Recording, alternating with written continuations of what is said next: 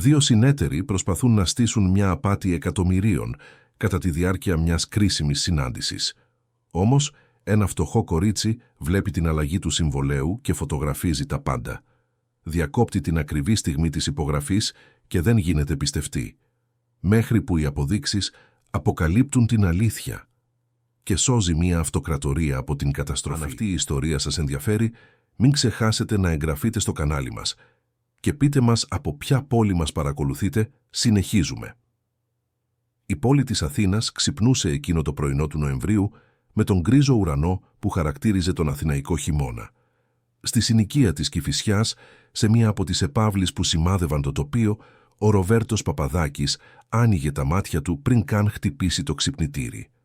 Στα 52 του χρόνια κουβαλούσε στους ώμους του την ευθύνη της διοίκησης της Παπαντάκης Tech, μιας από τις μεγαλύτερες εταιρείες τεχνολογίας της χώρας, την οποία είχε ιδρύσει ο ίδιος πριν από 25 χρόνια σε ένα νοικιασμένο γκαράζ στο Γκάζι. Εκείνη την εποχή, ο Ροβέρτος ήταν απλώς ένας νεαρός μηχανικός, πρόσφατα απόφοιτος από το Πολυτεχνείο, γεμάτος όνειρα και χωρίς χρήματα στην τσέπη. Σήμερα, το όνομά του φιγουράριζε στις λίστες με τους πιο επιδραστικούς επιχειρηματίες της Ελλάδας. Αλλά η επιτυχία δεν είχε σβήσει την απλότητα που κουβαλούσε από τις δύσκολες εποχές. Ο Ροβέρτος συνέχιζε να ξυπνάει νωρίς, να ετοιμάζει μόνος του τον καφέ του όποτε ήταν δυνατό και να φέρεται σε όλους γύρω του με τον ίδιο σεβασμό που θα ήθελε να λαμβάνει. Καθώς σηκωνόταν από το king size κρεβάτι του, κοίταξε από το πανοραμικό παράθυρο που έβλεπε στον άψογα φροντισμένο κήπο. Η σημερινή μέρα θα ήταν καθοριστική. Μετά από μήνες διακριτικών διαπραγματεύσεων, η συγχώνευση με την Cosmotech Solutions επρόκειτο να οριστικοποιηθεί. Ήταν το είδος της συμφωνίας που θα μεταμόρφωνε την Παπαντάκης Tech στη μεγαλύτερη εταιρεία τεχνολογίας της χώρας, ξεπερνώντας ακόμα και τους διεθνείς γίγαντες που κυριαρχούσαν στην ελληνική αγορά. Ο Ροβέρτος περπάτησε μέχρι την γκαρνταρόμπα, επιλέγοντας προσεκτικά το σκούρο μπλε κοστούμι που θα φορούσε στη συνάντηση. Έπρεπε να δείχνει αυτοπεποίθηση, κύρος, αλλά και την ταπεινότητα που πάντα τον χαρακτήριζε.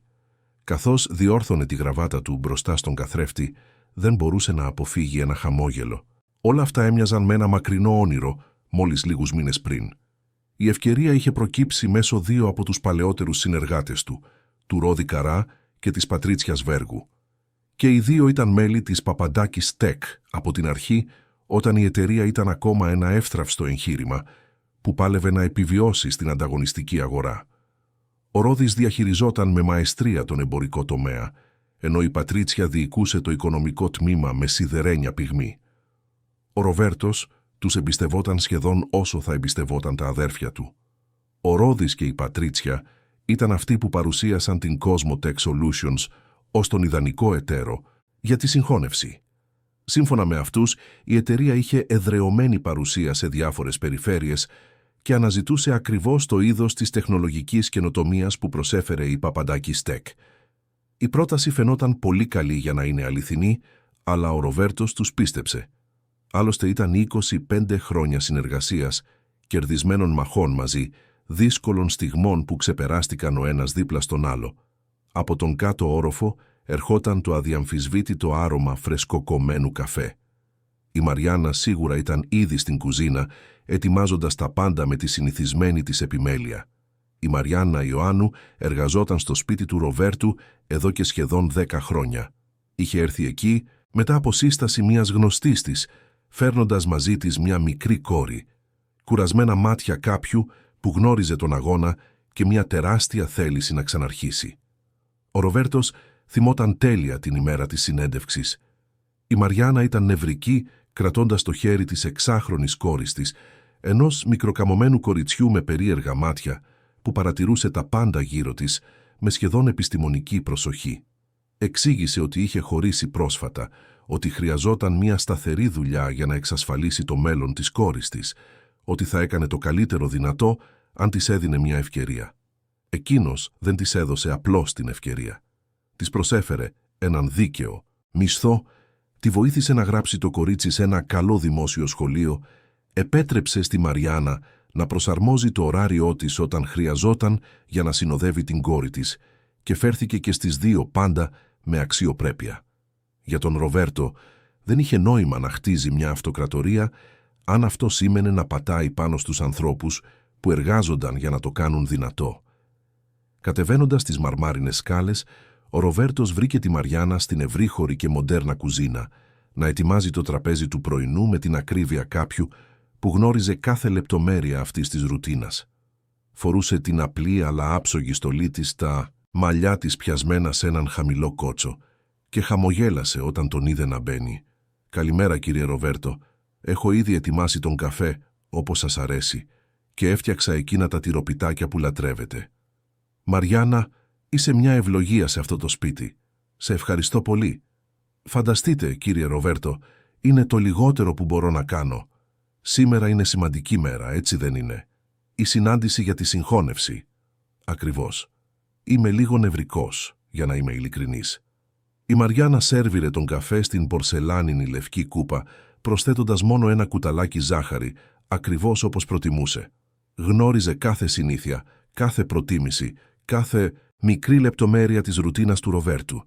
Δεν ήταν απλώς μια υπάλληλος. Με τον καιρό είχε γίνει μέρος αυτού του σπιτιού, μια σταθερή και καθησυχαστική παρουσία. «Θα τα πάτε περίφημα. Πάντα τα καταφέρνετε. Είστε ένας έντιμος, εργατικός άνθρωπος. Ο Θεός ευλογεί όσους πράττουν με ορθότητα». «Ελπίζω να έχεις δίκιο, Μαριάννα. Είναι ένα πολύ μεγάλο βήμα. Μερικές φορές φοβάμαι ότι ονειρεύομαι πολύ ψηλά». «Το να ονειρεύεστε ψηλά είναι αυτό που σας έφερε ως εδώ. Μη φοβάστε». Ο Ροβέρτος χαμογέλασε, συγκινημένος από την ειλικρίνεια αυτών των λόγων. Η Μαριάννα είχε μια απλή σοφία, από αυτές που προέρχονται από τη βιωμένη ζωή, τις αντιμετωπισμένες προκλήσεις, τις νίκες που κατακτήθηκαν με ιδρώτα και αποφασιστικότητα.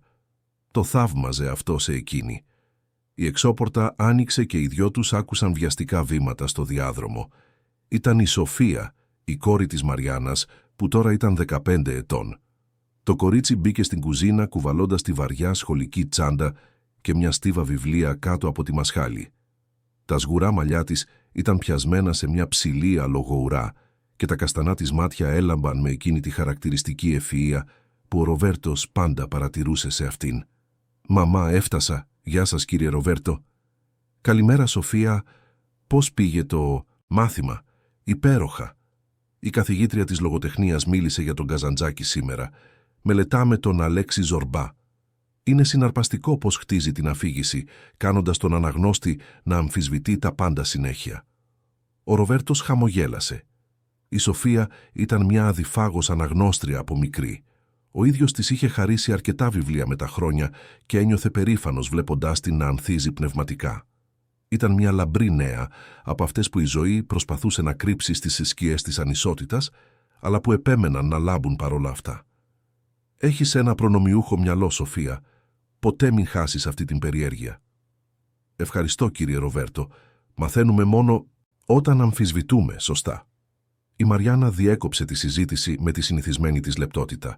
«Σοφία, πήγαινε να ετοιμαστείς και μετά γύρνα να φας κάτι. Ο κύριος Ροβέρτος έχει μια σημαντική συνάντηση σήμερα». «Α, ναι. Τι είδους συνάντηση?» Ο Ροβέρτος δίστασε για μια στιγμή, αλλά αποφάσισε να το μοιραστεί. «Είναι μια εταιρική συγχώνευση. Αν όλα πάνε καλά, θα ενωθούμε με μια άλλη εταιρεία και θα γίνουμε οι μεγαλύτεροι του κλάδου στη χώρα». Τα μάτια της Σοφίας φωτίστηκαν. «Αλήθεια, αυτό είναι απίστευτο. Πρέπει να είστε πολύ ενθουσιασμένος». «Είμαι. Και νευρικός επίσης. Είναι μια μεγάλη απόφαση». Η Σοφία άφησε την τσάντα στο πάτωμα και κοίταξε τον Ροβέρτο με εκείνη τη σοβαρότητα που μερικές φορές εξέπλητε για την ωριμότητά της.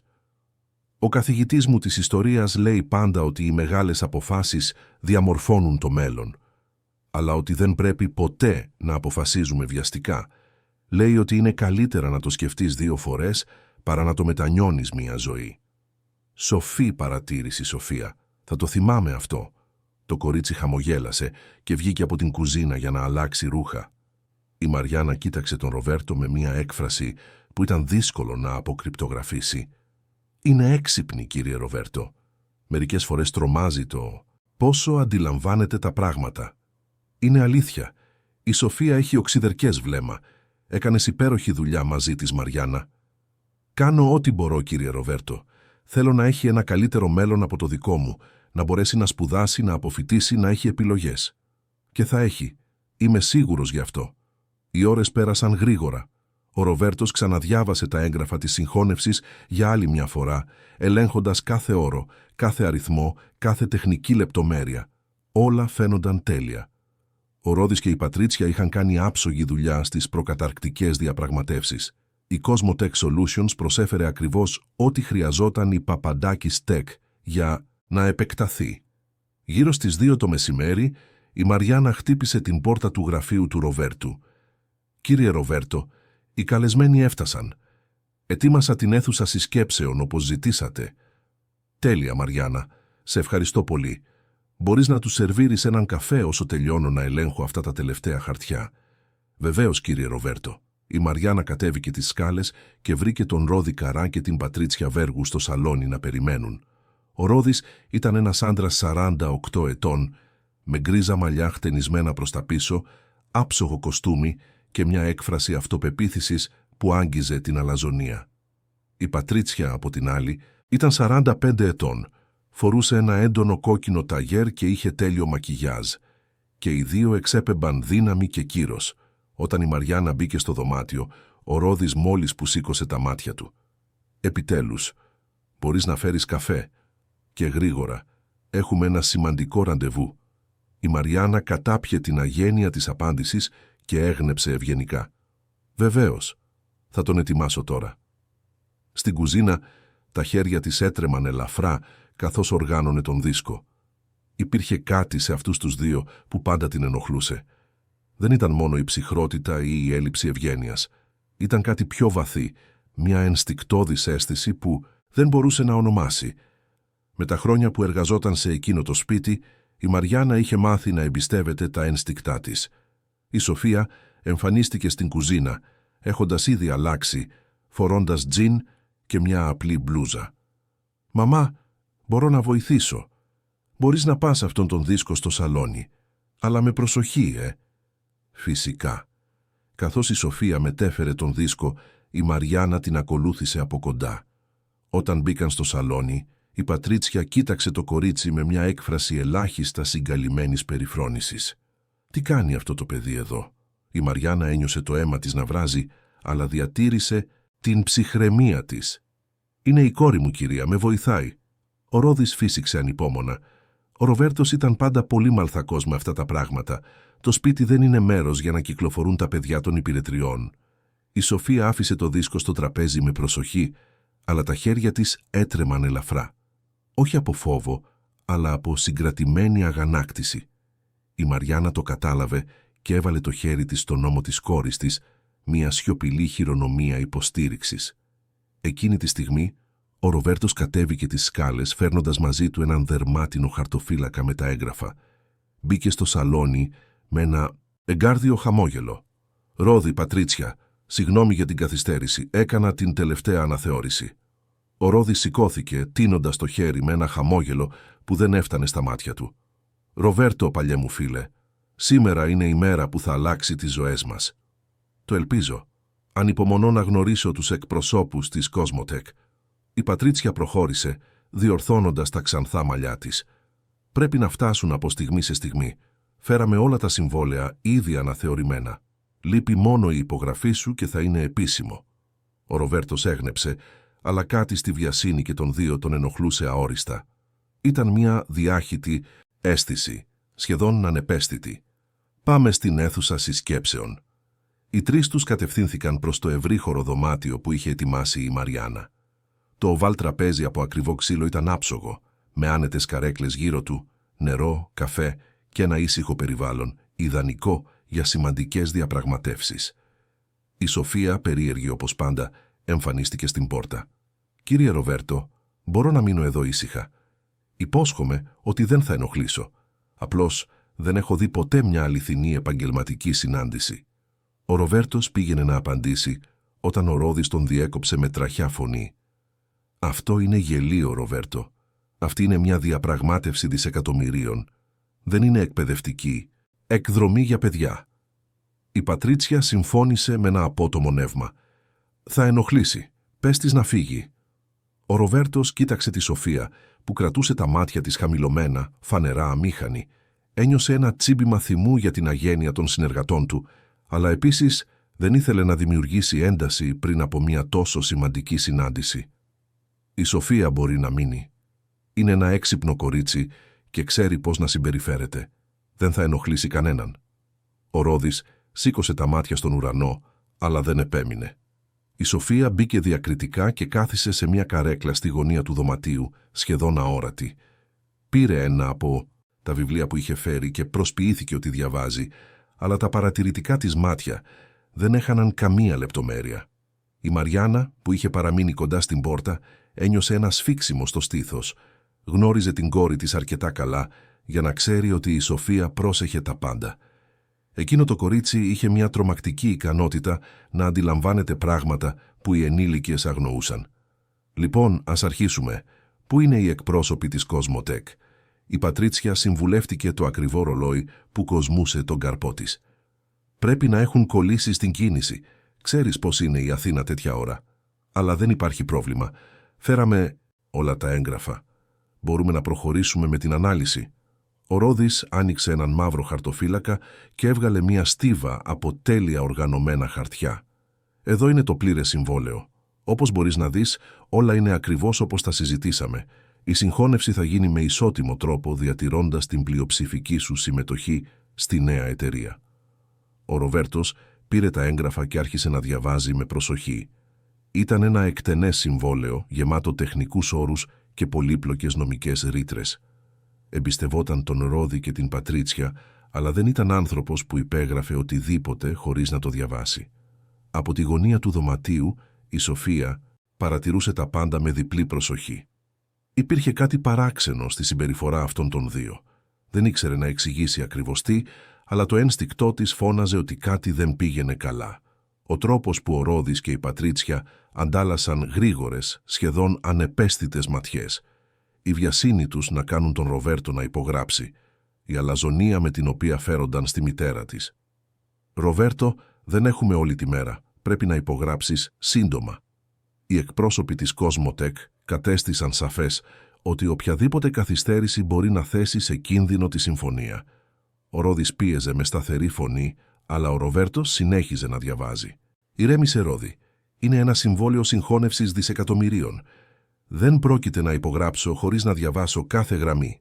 Η Πατρίτσια αναστέναξε με ανυπομονησία, αλλά προσπάθησε να το κρύψει με ένα αναγκαστικό χαμόγελο. «Φυσικά, Ροβέρτο. Απλώς ανησυχούμε. Αυτή η ευκαιρία μπορεί να μην ξαναπαρουσιαστεί». Ενώ ο Ροβέρτος διάβαζε, ο Ρόδης σηκώθηκε απότομα. «Με συγχωρείτε, πρέπει να χρησιμοποιήσω την τουαλέτα». Η Πατρίτσια σηκώθηκε επίσης, παίρνοντας την τσάντα της. «Θα έρθω μαζί. Πρέπει να κάνω ένα γρήγορο τηλεφώνημα». «Κάντε ό,τι θέλετε». Οι δύο τους βγήκαν από το δωμάτιο και για μια σύντομη στιγμή ο Ροβέρτος έμεινε μόνος με τα έγγραφα, εντελώς βυθισμένος στην ανάγνωση. Η Σοφία ωστόσο παρατήρησε κάτι παράξενο. Ο Ρόδης δεν είχε ακολουθήσει τον διάδρομο που οδηγούσε στην τουαλέτα των επισκεπτών. Ανέβηκε τις σκάλες. Το κορίτσι ένιωσε την καρδιά της να χτυπά δυνατά. Κάτι δεν πήγαινε καθόλου καλά. Με προσοχή σηκώθηκε από την καρέκλα της, φροντίζοντας να μην τραβήξει την προσοχή, και περπάτησε διακριτικά μέχρι την πόρτα. Ο Ροβέρτος ήταν τόσο συγκεντρωμένος που δεν το κατάλαβε καν. Η Σοφία βγήκε από την αίθουσα συσκέψεων και κοίταξε γύρω της. Κανένα σημάδι του Ρόδη στο ισόγειο. Ανέβηκε τις σκάλες αθόρυβα, πατώντας στην άκρη των σκαλοπατιών για να αποφύγει κάθε τρίξιμο. Φτάνοντας στον επάνω όροφο, άκουσε πνιχτές φωνές να έρχονται από ένα από τα δωμάτια.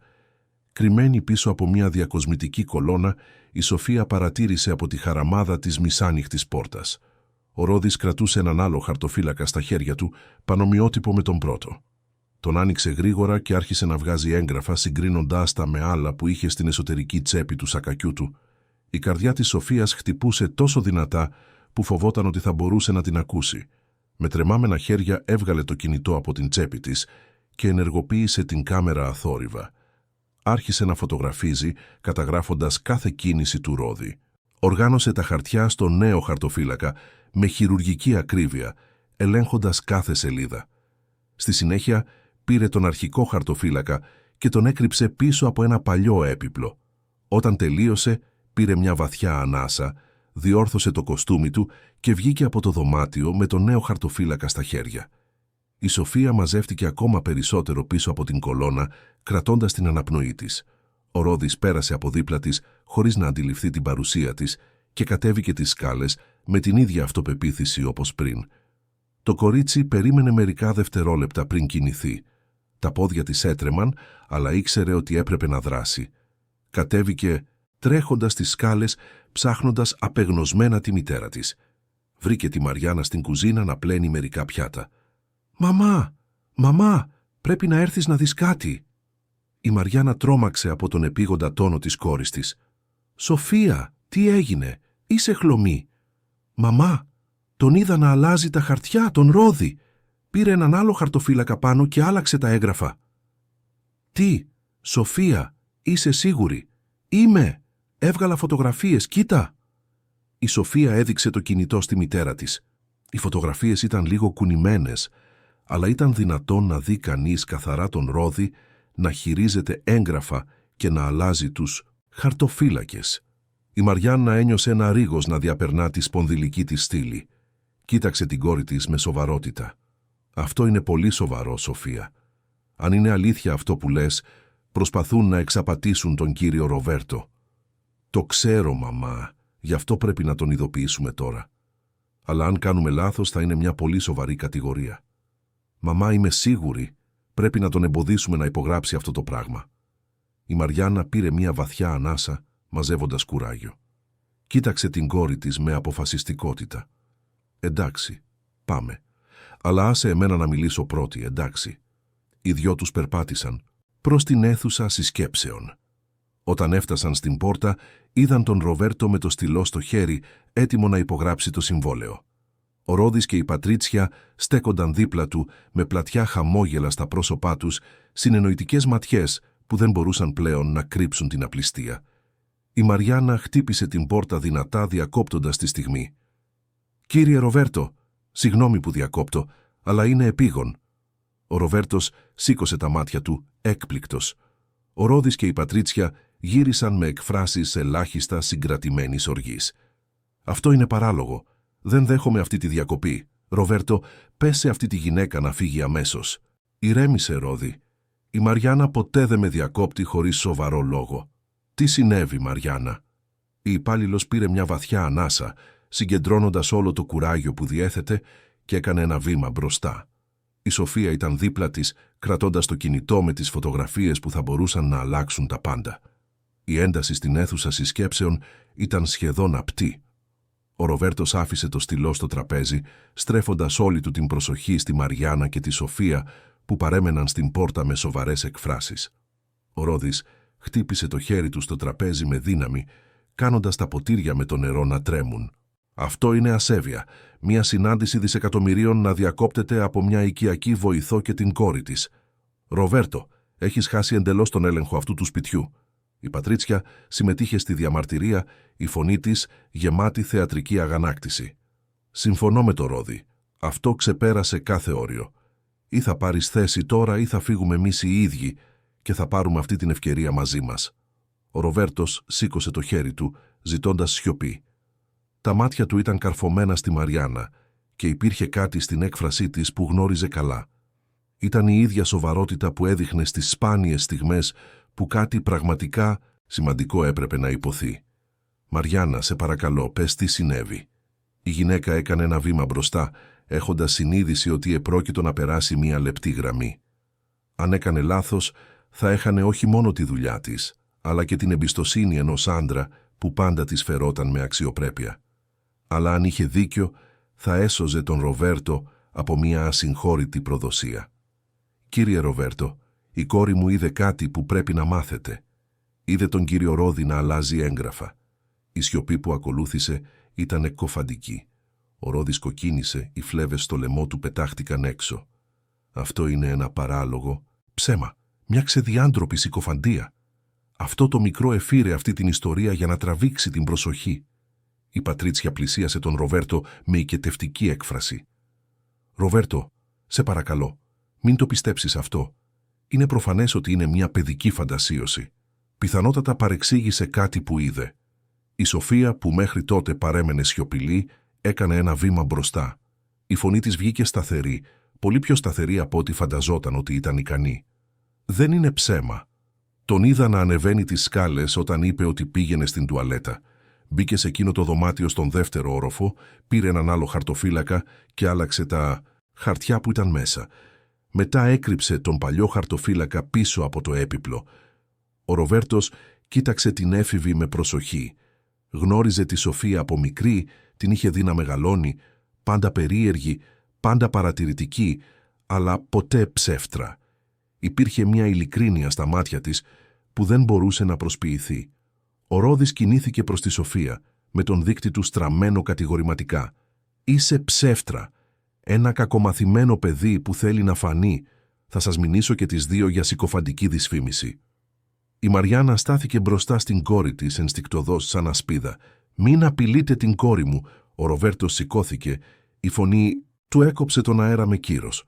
«Αρκετά, Ρόδη Πατρίτσια, καθίστε. Σοφία, είπες ότι είδες τον Ρόδη να αλλάζει χαρτιά. Είσαι απολύτως σίγουρη γι' αυτό?» «Είμαι, κύριε Ροβέρτο». Και έβγαλα φωτογραφίες. Ο αντίκτυπος αυτής της δήλωσης ήταν σαν βόμβα. Ο Ρόδης χλώμιασε. Η Πατρίτσια άφησε να της ξεφύγει μια βρισιά ανάμεσα στα δόντια της. Ο Ροβέρτος άπλωσε το χέρι του. «Δείξε μου τις φωτογραφίες, σε παρακαλώ». Η Σοφία παρέδωσε το κινητό με χέρια που ακόμα έτρεμαν. Ο Ροβέρτος μεγέθυνε τις εικόνες, εξετάζοντας καθεμία από αυτές με αυξανόμενη προσοχή. Στις φωτογραφίες, αν και λίγο κουνημένες, ήταν δυνατό να δει κανείς καθαρά τον Ρόδη με δύο πανομοιότυπους χαρτοφύλακες να χειρίζεται έγγραφα. Ο Ρόδης προσπάθησε να ελέγξει τον πανικό του. «Ροβέρτο, αυτό δεν είναι αυτό που φαίνεται. Απλώς πήρα επιπλέον αντίγραφα που είχα αφήσει πάνω νωρίτερα. Είναι πρωτόκολλο. Πάντα παίρνουμε διπλά έγγραφα για τέτοιου είδους διαπραγματεύσεις». Η Πατρίτσια προσπάθησε να ενισχύσει την υπεράσπιση. «Ακριβώς». Το κορίτσι είδε κάτι εντελώς φυσιολογικό και το μετέτρεψε σε συνωμοσία. «Έτσι λειτουργούν τα παιδιά, Ροβέρτο. Έχουν ζωηρή φαντασία». Ο Ροβέρτος αγνόησε τις εξηγήσεις και περπάτησε μέχρι την πόρτα του δωματίου.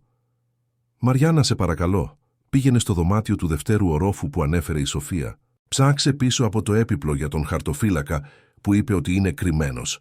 «Όχι, αυτό είναι εξευτελιστικό. Θα ψάξεις το ίδιο σου το σπίτι βασισμένο στα λόγια ενός παιδιού». «Θα ψάξω το σπίτι μου βασισμένο σε φωτογραφικές αποδείξεις, Ρόδη. Μαριάννα, σε παρακαλώ». Η υπάλληλος ανέβηκε τις σκάλες γρήγορα, με την καρδιά της να χτυπά δυνατά. Μπήκε στο δωμάτιο που υπέδειξε η Σοφία και πήγε κατευθείαν στο παλιό έπιπλο.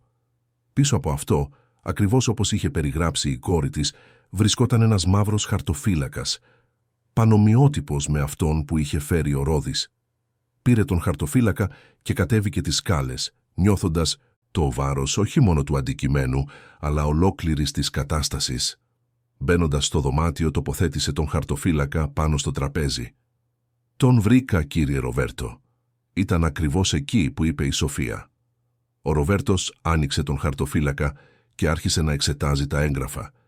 Ήταν συμβόλαια παρόμοια με αυτά που είχε παρουσιάσει ο Ρόδης, αλλά υπήρχε κάτι διαφορετικό. Τοποθέτησε τα δύο σετ χαρτιών το ένα δίπλα στο άλλο και άρχισε να τα συγκρίνει. Η Πατρίτσια προσπάθησε μια τελευταία κίνηση. «Ροβέρτο, κάνεις ένα τρομερό λάθος. Θέτεις σε κίνδυνο 25 χρόνια συνεργασίας εξαιτίας μιας παρεξήγησης». «Δεν είναι παρεξήγηση, Πατρίτσια. Αυτά τα έγγραφα είναι διαφορετικά». Ο Ροβέρτος έδειξε μια συγκεκριμένη ρήτρα στο συμβόλαιο που ήταν έτοιμος να υπογράψει. Εδώ, στη σελίδα 17, η μετοχική μου συμμετοχή μετά τη συγχώνευση αναφέρεται ως 30%. Στο αρχικό συμβόλαιο ήταν 65%. Ο Ρόδης προσπάθησε να γελάσει, αλλά ο ήχος βγήκε αναγκαστικός και τεχνητός. «Πρέπει να είναι τυπογραφικό λάθος. Συμβαίνουν αυτά». Ένα τυπογραφικό λάθος που άλλαξε επίσης την κατανομή του υπόλοιπου 35% μεταξύ εσάς των δύο. Τι βολικό. Ο Ροβέρτος συνέχισε να ξεφυλίζει τα έγγραφα και σε κάθε σελίδα εμφανίζονταν νέες αποκλίσεις. Ρήτρες που του εξασφάλιζαν δικαίωμα βέτο είχαν εξαφανιστεί. Δικαιώματα απόφασης για μελλοντικές επενδύσεις είχαν μεταφερθεί στον Ρόδη και την Πατρίτσια. Ήταν μια πλήρης αναδιατύπωση που θα μεταμόρφωνε τον Ροβέρτο από πλειοψηφικό σε μειοψηφικό μέτοχο. Το σχεδιάσατε αυτό. Σχεδιάσατε να με βγάλετε από τον έλεγχο της ίδιας μου της εταιρείας. Η Πατρίτσια σηκώθηκε απότομα, εγκαταλείποντας κάθε προσποίηση αθωότητας. Δική σου εταιρεία. Χτίστηκε και με τη δική μας δουλειά. Δεν θα είχες τίποτα χωρίς εμάς. Ο Ρόδης, βλέποντας ότι η φάρσα είχε τελειώσει, υιοθέτησε μια επιθετική στάση. 25 χρόνια, Ροβέρτο. 25 χρόνια δουλεύοντας σαν σκλάβη, ενώ εσύ έπαιρνες όλη τη δόξα. Ήταν καιρός να υπάρξει μια δίκαιη ανακατανομή. Δίκαιη ανακατανομή μέσω απάτης και προδοσίας. Μου φέρατε μια εταιρεία φάντασμα για να με εξαπατήσετε. Η Cosmotech Solutions δεν είναι φάντασμα. Είναι πραγματική και είναι δική μας. Τη δημιουργήσαμε ειδικά για να απορροφήσει την Papadakis Tech. Άρα παραδέχεστε ότι σχεδιάσατε να με κλέψετε. Δεν είναι κλοπή όταν αξίζεις να χάσεις. Η συζήτηση κλιμακωνόταν γρήγορα. Η Σοφία, ακόμα στη γωνία του δωματίου, παρακολουθούσε τα πάντα με γουρλωμένα μάτια. Η Μαριάννα κράτησε το χέρι της κόρης της, τόσο για να την προστατεύσει, όσο και για να στηριχτεί η ίδια μπροστά σε αυτή τη σοκαριστική αποκάλυψη. Ο Ροβέρτος περπάτησε μέχρι την πόρτα και την άνοιξε. «Φύγετε από το σπίτι μου, τώρα». «Θα το μετανιώσεις, Ροβέρτο. Εμείς ήμασταν η μόνη σου ευκαιρία να ανταγωνιστείς τους μεγάλους. Χωρίς εμάς θα βουλιάξεις». «Προτιμώ να βουλιάξω με αξιοπρέπεια παρά να ευημερώ με προδοσία. Φύγετε, δεν θα το ξαναπώ». Η Πατρίτσια πήρε την τσάντα της με απότομες κινήσεις. Η μάσκα της σίγουρης για τον εαυτό της διευθύντριας εντελώς θρηματισμένη. «Αυτό δεν θα μείνει έτσι. Έχουμε δικηγόρους. Θα αποδείξουμε ότι εσύ είσαι ο ανέντιμος». Ο Ρόδης την ακολούθησε, αλλά σταμάτησε στην πόρτα για μια τελευταία επίθεση. «Και εσύ, ανακατόστρα μικρή, θα το πληρώσεις. Εσύ και η μητέρα σου θα μετανιώσετε που χώνετε τη μύτη σας εκεί που δεν σας παίρνουν». Η Μαριάννα αγκάλιασε τη Σοφία ενστικτωδώς, αλλά ο Ροβέρτος έκανε ένα βήμα μπροστά, τοποθετώντας τον εαυτό του ανάμεσα στους απατεώνες και το κορίτσι. «Μην τολμήσετε να τις απειλήσετε. Ποτέ ξανά. Τώρα φύγετε πριν καλέσω την αστυνομία». Οι δύο τους έφυγαν, κλείνοντας την πόρτα με δύναμη. Ο θόρυβος αντίχησε στο σπίτι, αφήνοντας μια βαριά σιωπή στο πέρασμά του. Ο Ροβέρτος έμεινε ακίνητος για πολλή ώρα, επεξεργαζόμενος όλα όσα είχαν συμβεί. Τελικά γύρισε προς τη Μαριάννα και τη Σοφία. Τα μάτια του ήταν υγρά. «Με σώσατε. Σώσατε όλα όσα έχτισα σε μια ζωή». Η Μαριάννα άφησε έναν τρεμάμενο αναστεναγμό. «Δόξα τω Θεώ, φτάσαμε εγκαίρος, κύριε Ροβέρτο». Ο Ροβέρτος πλησίασε τη Σοφία και γονάτισε για να έρθει στο ύψος της. «Σοφία, ήσουν απίστευτα θαραλέα. Πολλοί ενήλικες θα είχαν μείνει σιωπηλοί από φόβο ή αδιαφορία. Αλλά εσύ έδρασες. Σε ευχαριστώ».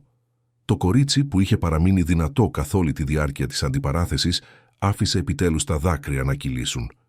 «Φοβήθηκα τόσο πολύ, κύριε Ροβέρτο, αλλά δεν μπορούσα να τους αφήσω να σας εξαπατήσουν». «Και δεν τους άφησες. Είσαι μια ηρωίδα». Οι τρεις τους παρέμειναν εκεί για μερικά λεπτά, αφήνοντας την αδρεναλίνη να υποχωρήσει σταδιακά. Ο Ροβέρτος τότε σηκώθηκε και πήρε το τηλέφωνο. «Πρέπει να καλέσω το δικηγόρο μου. Αυτό δεν μπορεί να μείνει έτσι». Ενώ σχημάτιζε τον αριθμό, η Μαριάννα πήγε τη Σοφία στην κουζίνα. Ετοίμασε ένα χαμομήλι και για τις δύο, προσπαθώντας να ηρεμήσει τα νεύρα που ήταν ακόμα τεντωμένα. «Τα πήγες πολύ καλά, κόρη μου. Έκανες το σωστό». «Μαμά, τι θα γίνει τώρα?» «Δεν ξέρω, αγάπη μου. Αλλά ξέρω ότι ο κύριος Ροβέρτος είναι ένας δίκαιος άνθρωπος. Θα ξέρει τι να κάνει». Στο γραφείο ο Ροβέρτος εξηγούσε την κατάσταση στον Μαυρίκιο Παπαγεωργίου, τον έμπιστο δικηγόρο του, για περισσότερα από 15 χρόνια. Ο Μαυρίκιος ήταν ένας σχολαστικός άνθρωπος, ειδικός στο εταιρικό δίκαιο, και ο Ροβέρτος ήξερε ότι μπορούσε να τον εμπιστευτεί πλήρως. «Ροβέρτο, αυτό είναι εξαιρετικά σοβαρό. Μιλάμε για απάτη κατ' εξακολούθηση, πλαστογραφία εγγράφων, εταιρική απάτη και απόπειρα υπεξαίρεσης. Αλλά έχεις τις φωτογραφίες που τράβηξε το κορίτσι?» «Τις έχω. Και έχω και τα 2 σετ συμβολέων». «Ωραία. Αυτά είναι ισχυρά αποδεικτικά στοιχεία. Αλλά για να κλείσει η υπόθεση αμετάκλητα, θα ήταν ιδανικό να είχαμε μια ηχογραφημένη ομολογία. Παραδέχτηκαν κάτι ενώ ήταν στο σπίτι σου. Παραδέχτηκαν προφορικά ότι δημιούργησαν την Cosmotech για να με εξαπατήσουν. Αλλά δεν το ηχογράφησα. Τότε λείπει η οριστική απόδειξη. Με αυτά που έχεις τώρα, μπορούμε να τους μηνύσουμε και πιθανότατα να κερδίσουμε, αλλά ένας ικανός δικηγόρος μπορεί να δημιουργήσει αμφιβολίες. Αν μπορούσαμε να πάρουμε μία σαφή ηχογραφημένη ομολογία, η υπόθεση θα είχε κλείσει. Ο Ροβέρτο σκέφτηκε για μια στιγμή. Τι προτείνεις? Να τους προσελκύσουμε ξανά. Να τους κάνουμε να πιστέψουν ότι το ξανασκέφτηκες, ότι είσαι διατεθειμένος να διαπραγματευτείς. Με τον κατάλληλο εξοπλισμό εγκατεστημένο στο σπίτι σου, μπορούμε να ηχογραφήσουμε τα πάντα.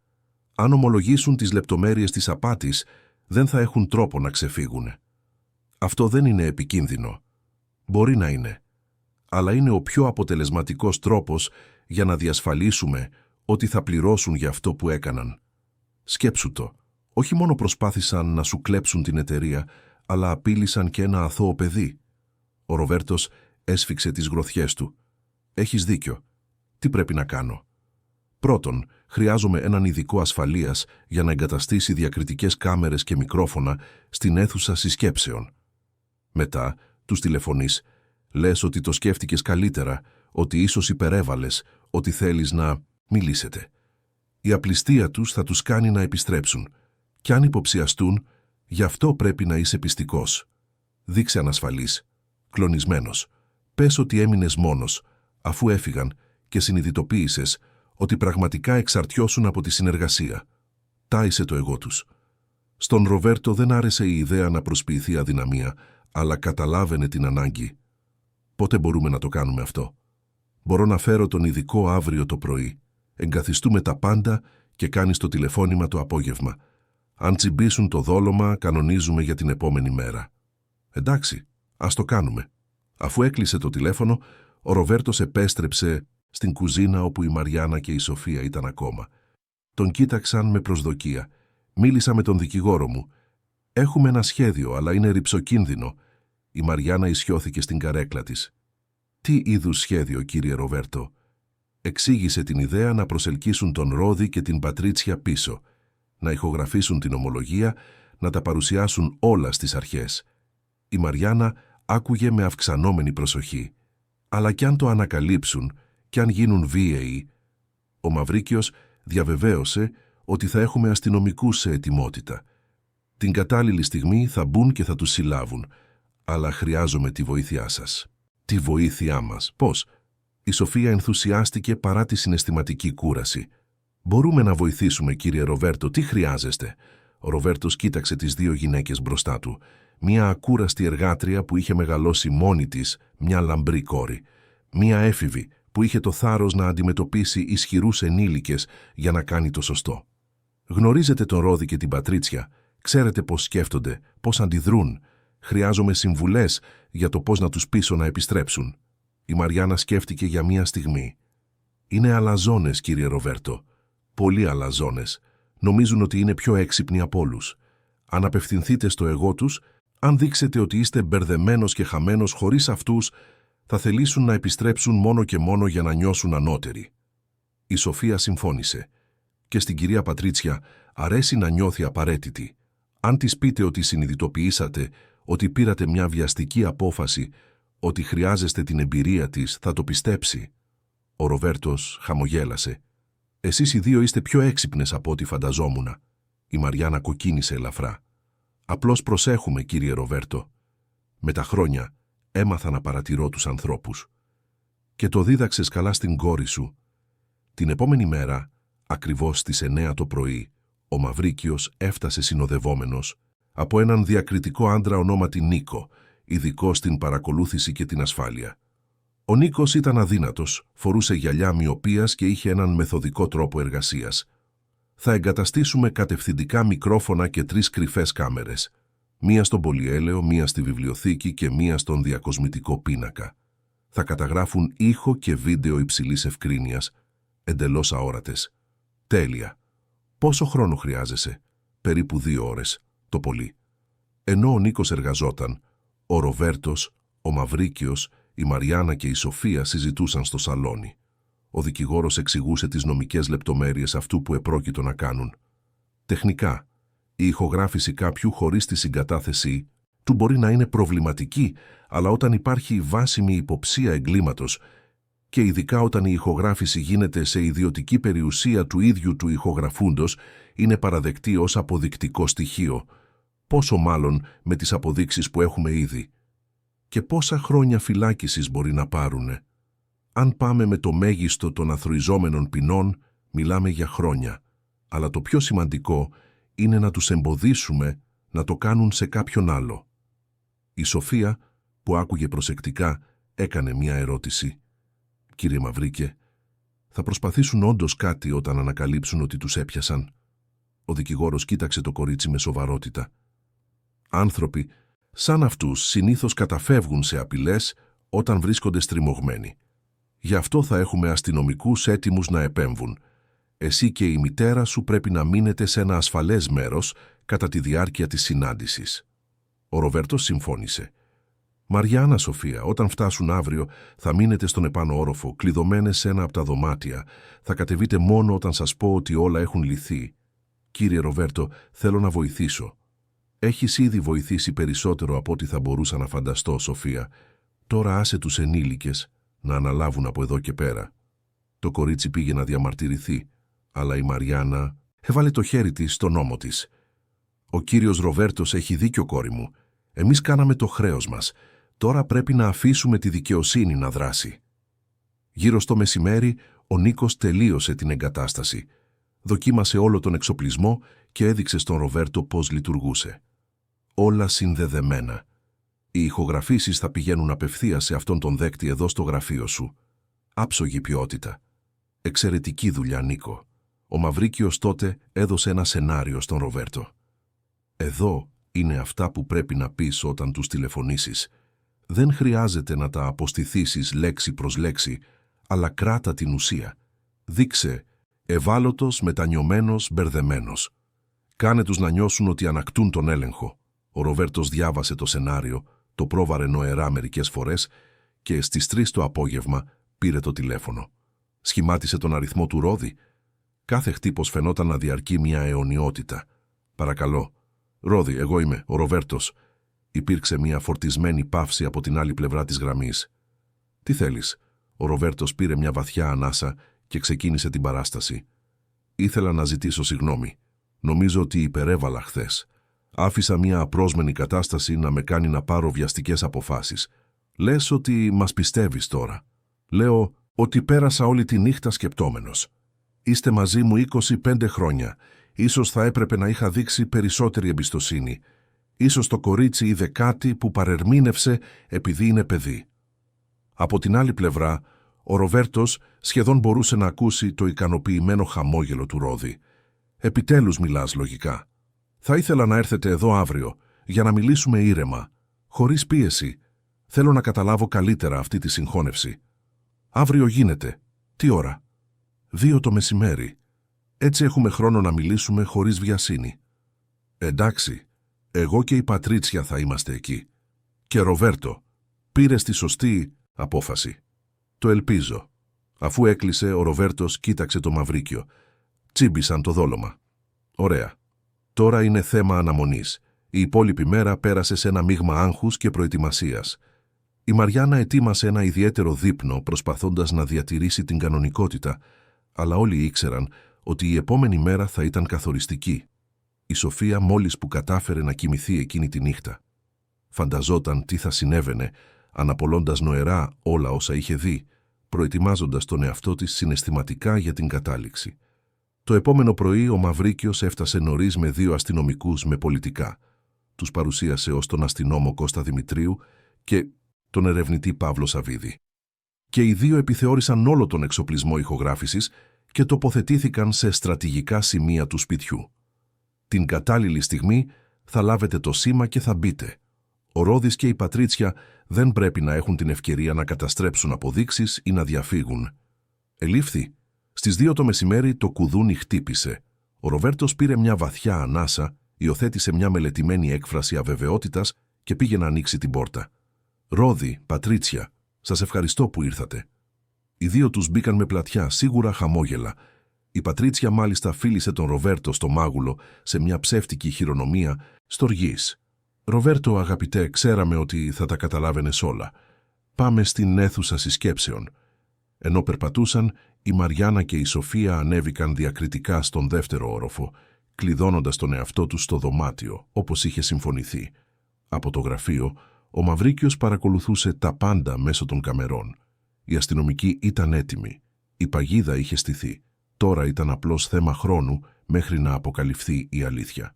Η αίθουσα συσκέψεων ήταν ακριβώς όπως την προηγούμενη μέρα, αλλά τώρα κουβαλούσε ένα αόρατο βάρος. Οι κρυφές κάμερες κατέγραφαν κάθε κίνηση, κάθε λέξη, κάθε απόχρωση της έκφρασης. Ο Ροβέρτος κάθισε στην κεφαλή του τραπεζιού, ενώ ο Ρόδης και η Πατρίτσια κατέλαβαν τις πλαϊνές καρέκλες με την αυτοπεποίθηση ζωγραφισμένη στα πρόσωπά τους. «Λοιπόν, Ροβέρτο, κατάλαβες επιτέλους ότι είμαστε απαραίτητοι για την επιτυχία της Παπαντάκης Τεκ». Ο Ρόδης σταύρωσε τα πόδια του, ακουμπώντας πίσω στην καρέκλα με εκείνη τη χαρακτηριστική αλαζονία. Η Πατρίτσια διόρθωσε τα ξανθά μαλλιά της και χαμογέλασε συγκαταβατικά. Ο Ροβέρτος προσποιήθηκε δισταγμό, ακριβώς όπως τον είχε καθοδηγήσει ο Μαυρίκιος. «Πέρασα τη νύχτα σκεπτόμενος. 25 χρόνια είναι πολύς καιρός. Ίσως ήμουν πολύ σκληρός μαζί σας». Η Πατρίτσια έσκυψε μπροστά, τοποθετώντας το χέρι της πάνω σε αυτό του Ροβέρτου με μια υπολογισμένα μητρική χειρονομία. «Ροβέρτου, αγαπητέ, ήσουν πάντα πολύ συναισθηματικός. Είναι μια αξιοθαύμαστη ιδιότητα, αλλά μερικές φορές θολώνει την κρίση σου. Εμείς είμαστε εδώ για να βοηθήσουμε. Έχετε ακόμα εκείνο το συμβόλαιο? Θα ήθελα να το ξαναδώ, με περισσότερη ηρεμία αυτή τη φορά». Ο Ρόδης αντάλλαξε μια γρήγορη ματιά με την Πατρίτσια. Ήταν μια ματιά νίκης κάποιου που μόλις είχε κερδίσει μια δύσκολη μάχη. «Φυσικά και το έχουμε, αλλά πριν θέλουμε να διευκρινίσουμε μερικά σημεία. Καταλαβαίνεις ότι η χθεσινή σκηνή ήταν εξευτελιστική, έτσι δεν είναι?» Ο Ροβέρτος χαμήλωσε το βλέμμα, υποδιόμενος μετάνοια. «Καταλαβαίνω και ζητώ συγγνώμη. Δεν θα έπρεπε να είχα ακούσει το κορίτσι». Η Πατρίτσια φύσηξε με περιφρόνηση. «Εκείνη η ανακατόστρα μικρή. Πάντα ήξερα ότι το να αφήνουμε τα παιδιά των υπηρετών να κυκλοφορούν στο σπίτι ήταν λάθος. Δεν ξέρουν τη θέση τους». Ο Ροβέρτος ένιωσε τον θυμό να βράζει μέσα του, αλλά διατήρησε την ουδέτερη έκφρασή του. Κάθε λέξη αυτών των δύο ηχογραφούνταν. Κάθε επίδειξη περιφρόνησης, κάθε επιβεβαίωση των πραγματικών τους προθέσεων. Η Μαριάννα ήταν πάντα μια καλή υπάλληλος και η Σοφία είναι απλώς ένα παιδί. Ο Ρόδης γέλασε ξερά. «Ένα παιδί που παραλίγο να τα καταστρέψει όλα. Αν δεν ήταν η συναισθηματική σου αδυναμία, αυτό δεν θα ήταν παρά ένα γελίο θέαμα». «Έχετε δίκιο», υπερέβαλα. Η Πατρίτσια σηκώθηκε και άρχισε να περπατά στο δωμάτιο, αγγίζοντας τα έπιπλα σαν να ήταν ήδη δικά της. «Κοίτα, Ροβέρτο, το πρόβλημα είναι ότι ήσουν πάντα καλός στη δημιουργία τεχνολογίας, αλλά ποτέ δεν είχες πραγματικό επιχειρηματικό όραμα. Εμείς ναι. Εμείς ξέρουμε πώς να μετατρέψουμε αυτή την εταιρεία σε μια πραγματική αυτοκρατορία. Και η Cosmotech Solutions υπάρχει πραγματικά». Η ερώτηση βγήκε με έναν τόνο γνήσιας περιέργειας. Ο Ρόδης χαμογέλασε περήφανος. «Φυσικά και υπάρχει. Τη δημιουργήσαμε πριν από 6 μήνες. Είναι εγγεγραμμένη, έχει αφεμέ, υπαλλήλους, όλα, κανονικά.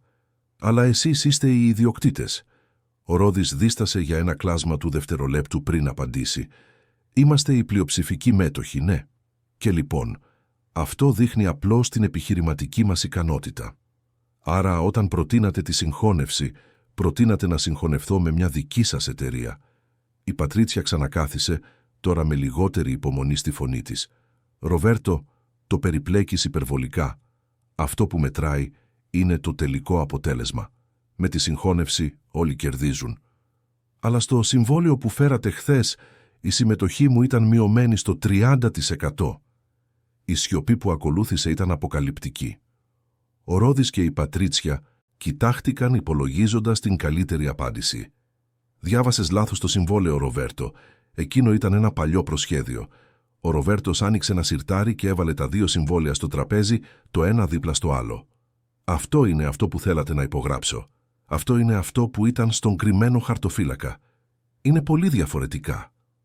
Ο Ρόδης έσκυψε μπροστά, η φωνή του αποκτώντας έναν απειλητικό τόνο. «Κοίτα, Ροβέρτο, ας σταματήσουμε να προσποιούμαστε. Θέλεις να μάθεις την αλήθεια, θα σου την πω. Ναι, αλλάξαμε κάποιες ρήτρες, ναι, η συμμετοχή σου θα ήταν μικρότερη από ό,τι φανταζόσουν, αλλά αυτό ήταν δίκαιο». «Δίκαιο». Η Πατρίτσια σταύρωσε τα χέρια της, εγκαταλείποντας κάθε προσποίηση ευγένειας. «Δίκαιο, γιατί εμείς δουλέψαμε τόσο σκληρά όσο εσύ. Δώσαμε το αίμα μας για αυτή την εταιρεία. Αλλά εσύ πάντα έπαιρνες το μεγαλύτερο μέρος των κερδών, όλη την αναγνώριση, ενώ εμείς αντιμετωπιζόμασταν σαν πολυτελείς υπάλληλοι. Ήσασταν συνέτεροι. Πάντα αντιμετωπιζόσασταν ως συνέτεροι». Ο Ρόδης χτύπησε το χέρι του στο τραπέζι, κάνοντας τα συμβόλαια να τρέμουν. «Μειοψηφικοί συνέτεροι, με ψίχουλα. Ενώ εσύ έκτιζες αυτή την έπαυλη, εμείς μέναμε σε διαμερίσματα. Ενώ εσύ ταξίδευες στην πρώτη θέση, εμείς πηγαίναμε στην οικονομική. Ήταν εξευτελιστικό».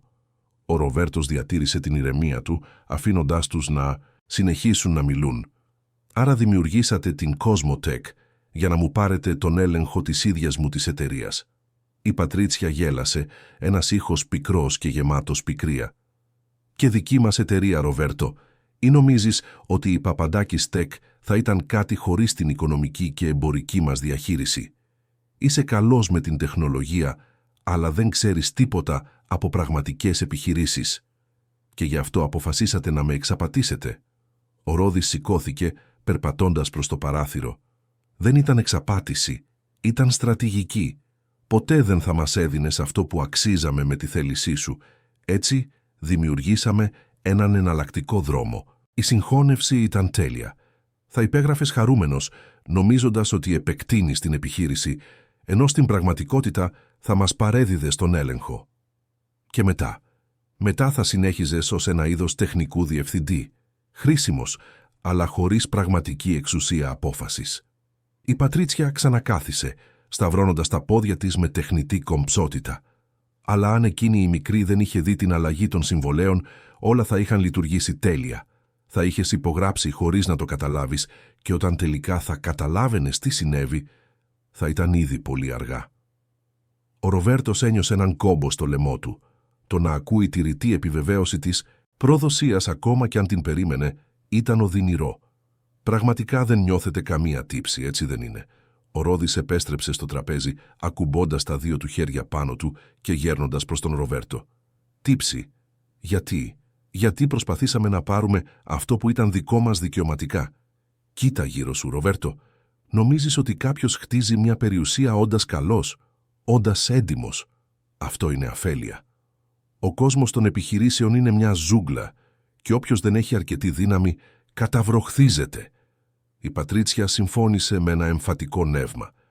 «Ήσουν πάντα πολύ αδύναμος, Ροβέρτο. Πολύ συναισθηματικός. Πληρώνοντας δίκαιους μισθούς, δίνοντας παροχές, φερόμενος στους υπαλλήλους σαν να ήταν φίλοι σου. Αυτό είναι ηλιθιότητα. Τα χρήματα είναι δύναμη και η δύναμη την παίρνεις, δεν τη ζητάς. Έτσι βλέπετε τον κόσμο. Έτσι είναι ο κόσμος. Και ήμασταν τόσο κοντά στο να τα καταφέρουμε, αν δεν ήταν εκείνο το ανακατόστρικο κορίτσι». Ο Ροβέρτος πήρε μια βαθιά ανάσα, μαζεύοντας δυνάμεις για την τελευταία ερώτηση. «Και τώρα, τι θέλετε από μένα?» Ο Ρόδης χαμογέλασε, ένα χαμόγελο που δεν έφτανε στα μάτια του. «Τώρα θα υπογράψεις το συμβόλαιο. Θα αποδεχτείς τους όρους που θέσαμε και θα το κάνεις με τη θέλησή σου, γιατί ξέρεις ότι χωρίς εμάς η Παπαντάκης Tech θα βουλιάξει. Κι αν αρνηθώ?» Η Πατρίτσια έσκυψε μπροστά, η φωνή της χαμηλή και απειλητική. «Αν αρνηθείς, θα κάνουμε τη ζωή σου κόλαση. Έχουμε επαφές, Ροβέρτο. Πολλές επαφές. Μπορούμε να διαδώσουμε φήμες για κακοδιαχείριση, για λογιστικές απάτες που δεν υπήρξαν ποτέ, για ψυχική αστάθεια. Μπορούμε να καταστρέψουμε τη φήμη σου μέσα σε λίγες εβδομάδες». «Αυτό είναι εκβιασμός». Ο Ρόδης σήκωσε τους ώμους του. «Πες το όπως θέλεις. Το αποτέλεσμα είναι το ίδιο. Ή υπογράφεις ή καταστρέφουμε όλα όσα έχτισες. Η επιλογή είναι δική σου». Ο Ροβέρτος τους κοίταξε για πολλή ώρα. 5 χρόνια συνεργασίας, εμπιστοσύνης, κοινής δουλειάς, όλα περιορισμένα σε αυτό. Απληστία, προδοσία, απειλές. Τελικά σηκώθηκε από την καρέκλα του. «Ξέρετε ποιο είναι το πιο λυπηρό σε όλα αυτά? Δεν είναι το γεγονός ότι προσπαθήσατε να με κλέψετε. Είναι το γεγονός ότι πιστεύετε πραγματικά ότι αυτό ήταν δικαιολογημένο. Η Πατρίτσια σήκωσε τα μάτια στον ουρανό. «Γλίτωσέ μας από το ηθικό κήρυγμα, Ροβέρτο. Θα υπογράψεις ή όχι?» «Όχι. Δεν θα υπογράψω τίποτα». Το πρόσωπο του Ρόδι κοκκίνησε από θυμό. «Τότε μόλις υπέγραψες τη θανατική σου καταδίκη. Θα σε καταστρέψουμε». Ο Ροβέρτος περπάτησε μέχρι την πόρτα του δωματίου και την άνοιξε. Έξω στέκονταν ο Μαυρίκιος, ο αστυνόμος Κώστας Δημητρίου και ο ερευνητής Παύλος Σαβίδης. «Νομίζω ότι δεν θα καταστρέψετε κανέναν». Η έκφραση σοκ στα πρόσωπα του Ρόδι και της Πατρίτσιας θα ήταν κωμική σε άλλες περιστάσεις. Σηκώθηκαν απότομα, κοιτάζοντας από τον Ροβέρτο στους αστυνομικούς και πάλι πίσω. «Τι είναι αυτό? Τι συμβαίνει?»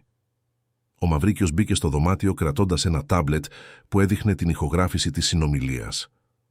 «Ρόδι Καρά και Πατρίτσια Βέργου, όλα όσα είπατε τα τελευταία 30 λεπτά έχουν ηχογραφηθεί. Ομολογία απάτης, απόπειρα υπεξαίρεσης, πλαστογραφία εγγράφων και απειλές. Έχουμε περισσότερες από αρκετές αποδείξεις. Αυτό είναι παράνομο.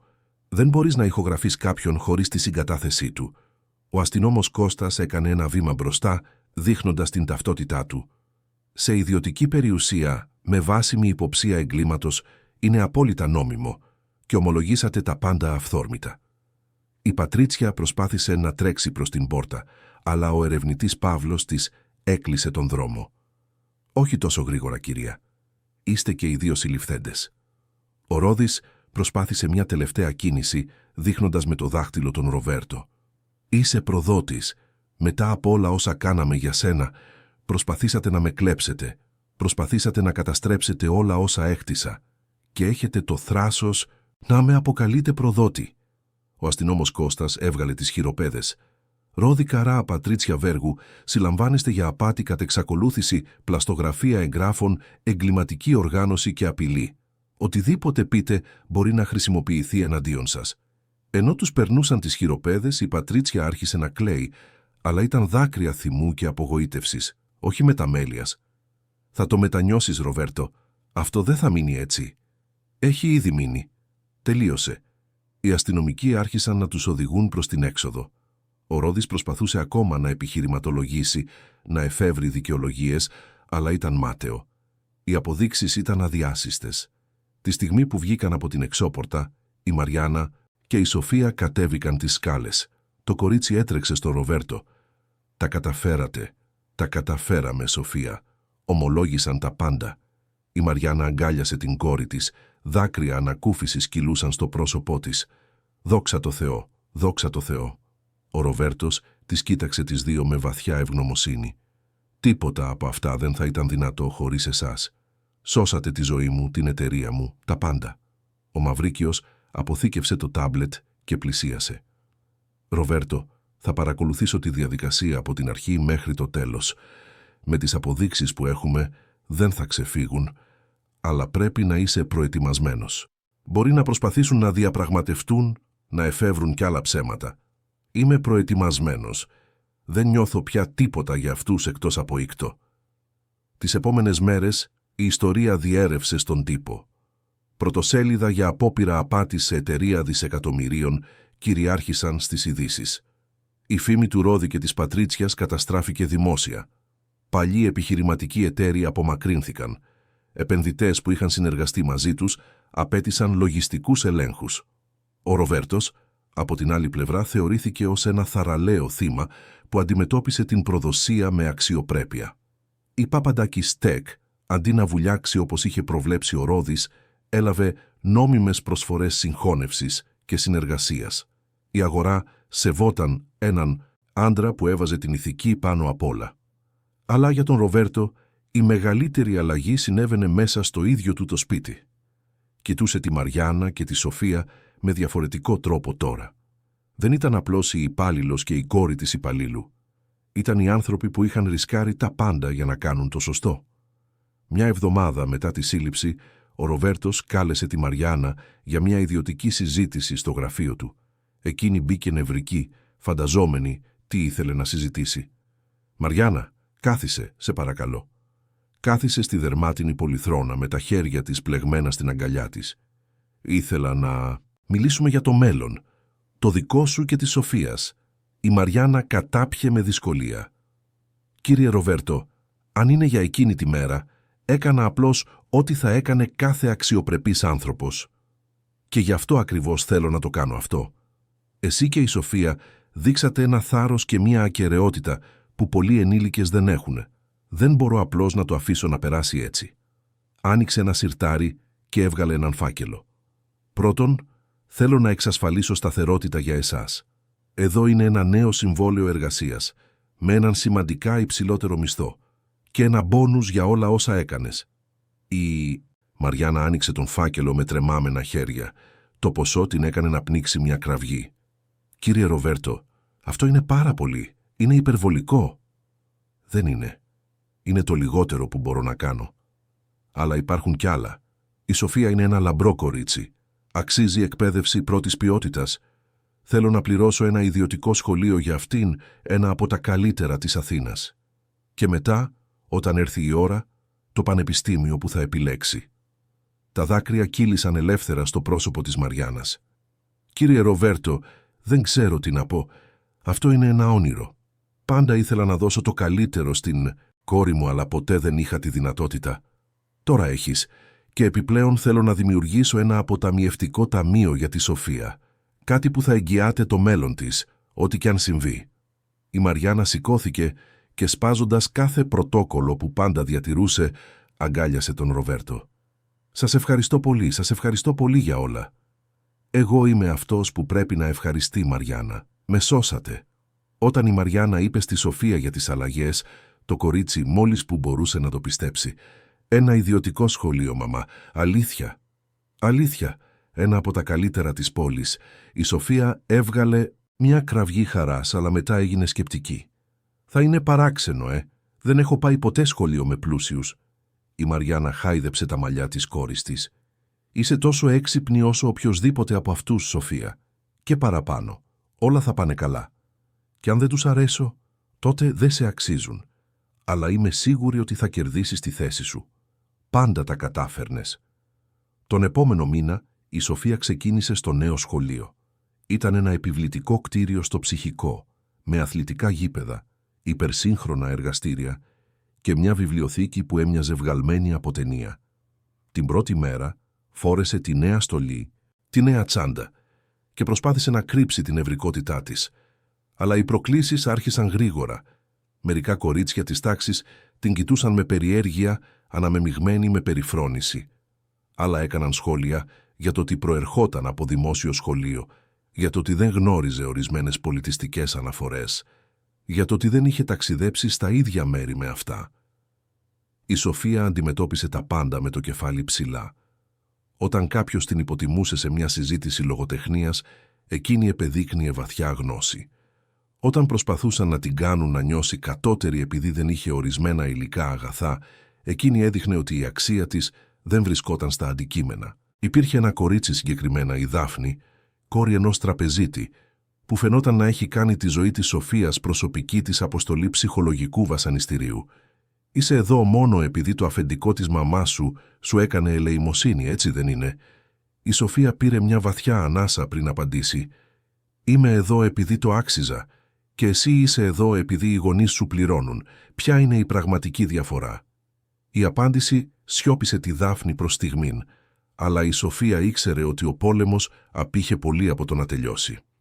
Το βράδυ όταν γύριζε σπίτι, η Μαριάννα αντιλαμβανόταν τη συναισθηματική κούραση της κόρης της.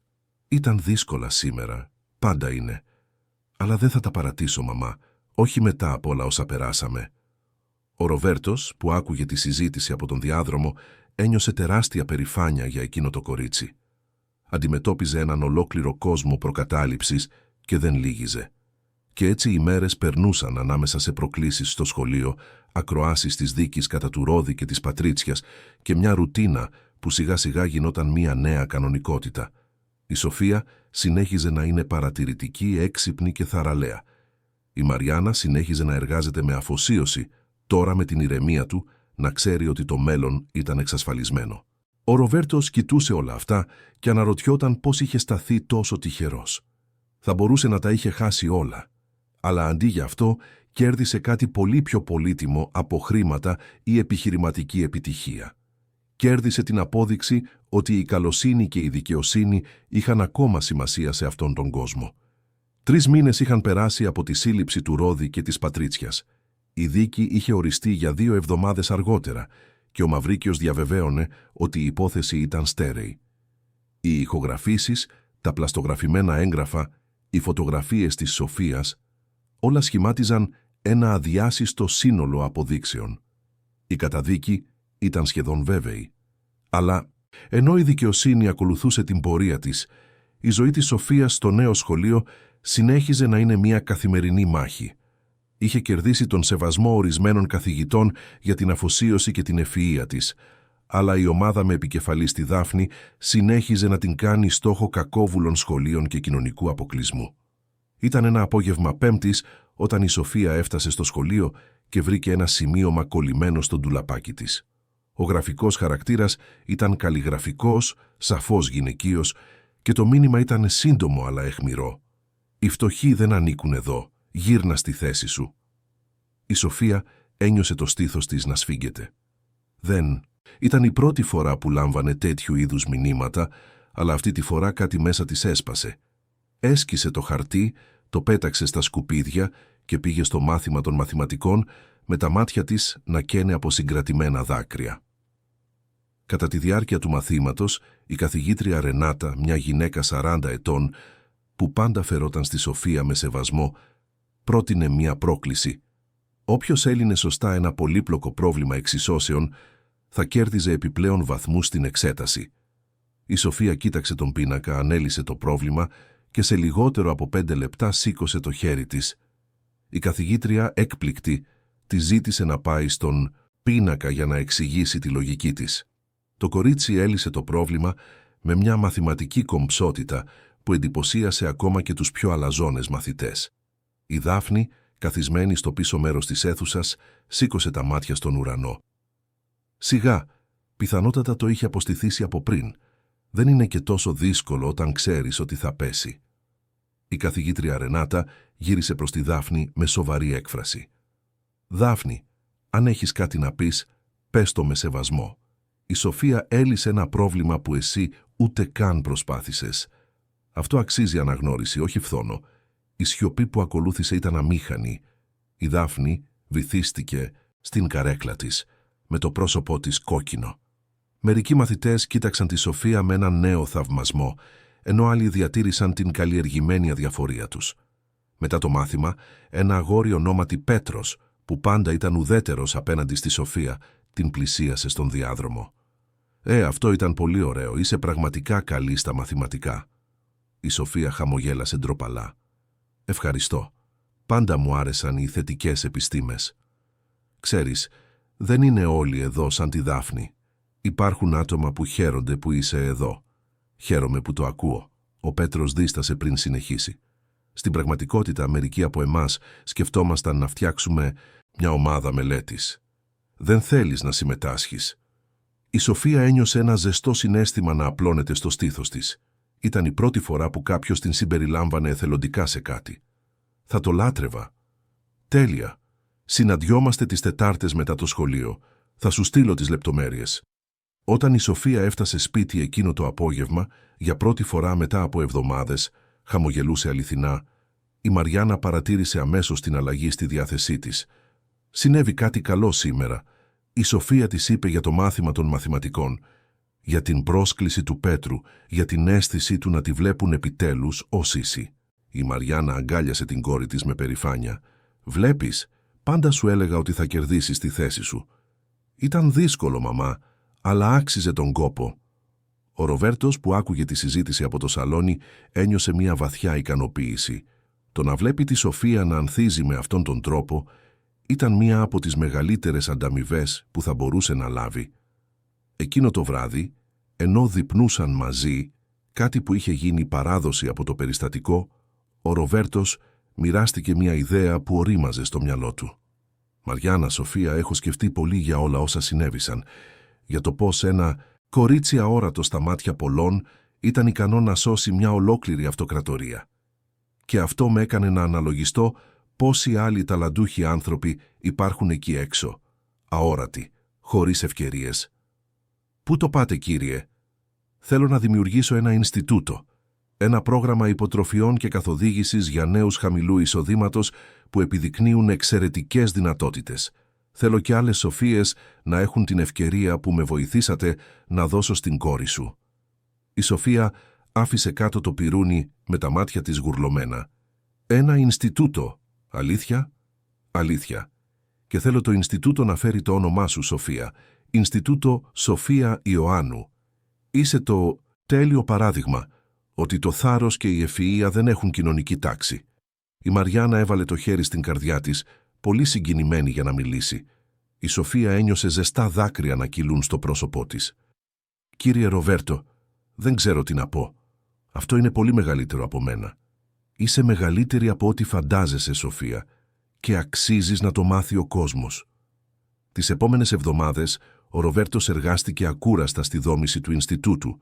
Προσέλαβε παιδαγωγούς, ψυχολόγους, κοινωνικούς λειτουργούς. Ανέπτυξε μια δίκαιη διαδικασία επιλογής που θα εντόπιζε νέους με δυνατότητες, ανεξάρτητα από την καταγωγή τους. Και τοποθέτησε τη Σοφία ως εκπρόσωπο του έργου. Η πρώτη δημόσια συνάντηση του Ινστιτούτου πραγματοποιήθηκε ένα βροχερό Σάββατο του Αυγούστου στο αμφιθέατρο της Παπαντακής ΤΕΚ. Παραβρέθηκαν εκπαιδευτικοί, δημοσιογράφοι, πιθανοί χορηγοί και κυρίως νέοι που ενδιαφέρονταν για τις υποτροφίες. Η Σοφία, φορώντας ένα απλό αλλά κομψό σύνολο που η Μαριάννα είχε επιλέξει με προσοχή, ανέβηκε στη σκηνή. Τα χέρια της έτρεμαν κρατώντας το μικρόφωνο, αλλά η φωνή της βγήκε σταθερή. «Το όνομά μου είναι Σοφία Ιωάννου. Πριν από μερικούς μήνες ήμουν ένα αόρατο κορίτσι, κόρη οικιακής βοηθού, μαθήτρια δημόσιου σχολείου, κάποια που οι περισσότεροι άνθρωποι κοιτούσαν χωρίς να τη βλέπουν πραγματικά. Αλλά είχα την τύχη να βρεθώ στο σωστό μέρος, τη σωστή στιγμή, και να έχω αρκετό θάρρος για να κάνω το σωστό». Το κοινό άκουγε με σεβαστή σιωπή. «Αυτό το Ινστιτούτο δεν αφορά εμένα. Αφορά όλους τους νέους που, όπως εγώ, έχουν όνειρα μεγαλύτερα από τις περιστάσεις τους. Αφορά το να δίνουμε ευκαιρίες σε όσους έχουν ταλέντο αλλά δεν έχουν πόρους. Αφορά το να χτίσουμε μια χώρα όπου η καταγωγή σου δεν καθορίζει το πεπρωμένο σου». Τα χειροκροτήματα ήταν θερμά και ειλικρινή. Μετά την παρουσίαση, δεκάδες νέοι πλησίασαν τη Σοφία κάνοντας ερωτήσεις, μοιραζόμενοι τις δικές τους ιστορίες αγώνα και ελπίδας. Για πρώτη φορά, η Σοφία ένιωσε ότι είχε βρει τον σκοπό της. Εν τω μεταξύ, η δίκη του Ρόδη και της Πατρίτσιας ξεκίνησε επιτέλους. Το δικαστήριο ήταν γεμάτο δημοσιογράφους, περίεργους και ανθρώπους που συνδέονταν με τον επιχειρηματικό κόσμο. Ο Ροβέρτος ήταν παρόν, αλλά επέλεξε μια διακριτική θέση στο πίσω μέρος. Ο Μαυρίκιος παρουσίασε τις αποδείξεις με χειρουργική ακρίβεια.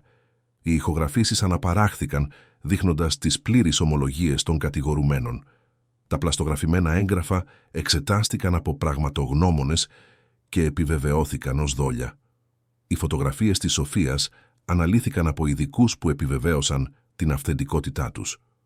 Οι δικηγόροι του Ρόδη και της Πατρίτσιας προσπάθησαν να υποστηρίξουν ότι ήταν μια παρεξήγηση, ότι οι προθέσεις ήταν άλλες, αλλά ήταν μάταιο. Τα ίδια τα λόγια των κατηγορουμένων τους καταδίκαζαν. Την τελευταία μέρα της δίκης, πριν από την απόφαση, ο δικαστής ρώτησε αν οι κατηγορούμενοι θα ήθελαν να πούν κάτι. Ο Ρόδης σηκώθηκε, το πρόσωπό του σημαδεμένο από τον χρόνο στην προσωρινή κράτηση. «Πέρασα όλη μου τη ζωή χτίζοντας κάτι, 25 χρόνια σκληρής δουλειάς, και στο τέλος τι κατάφερα? Τίποτα, γιατί το σύστημα πάντα ευνοεί αυτούς που τα έχουν ήδη όλα. Ο Ροβέρτος γεννήθηκε με ταλέντο, με ευκαιρίες, εγώ έπρεπε να παλέψω για κάθε ψίχουλο. Δεν μετανιώνω για αυτό που έκανα.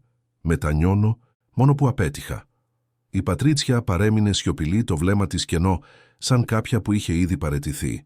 Ο δικαστής διασκέφθηκε για 2 ώρες πριν επιστρέψει με την απόφαση.